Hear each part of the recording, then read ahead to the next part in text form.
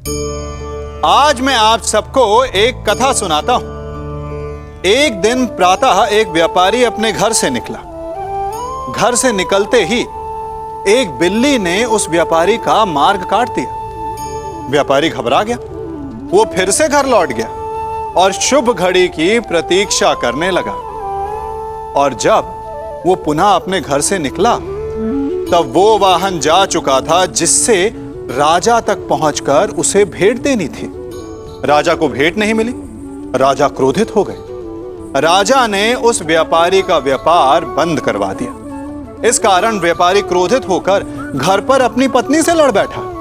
पत्नी अपने बच्चों समेत मैके वापस चली गई और उस व्यापारी के जीवन में यदि कुछ रह गया था तो केवल अंधकार।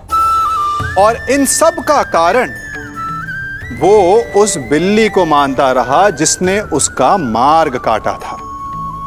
ऐसा ही एक दूसरा व्यापारी राजा को भेंट देने निकला और उस व्यापारी का मार्ग भी एक बिल्ली ने काट दिया।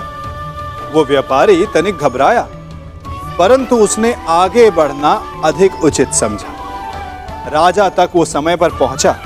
उसने राजा को भेंट दी। राजा प्रसन्न हुए और राजा ने व्यापारी को अपना व्यापार बढ़ाने की अनुमति दी, स्वर्ण आभूषण दी।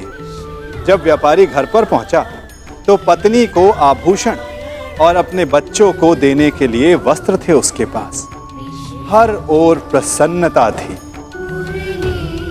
समझ रहे हैं ना?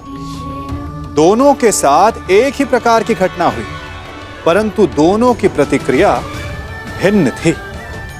ऐसा ही हमारा जीवन भी है। हमारे जीवन में प्रारब्ध का अपना स्थान है, परंतु उससे कई अधिक महत्वपूर्ण हमारी प्रतिक्रिया, हमारे सोच का प्रभाव है। क्योंकि यही हमारे जीवन को आकार देते हैं। इसलिए अपनी सोच को सकारात्मक रखिए। आपका जीवन सदैव आनंदमय रहेगा।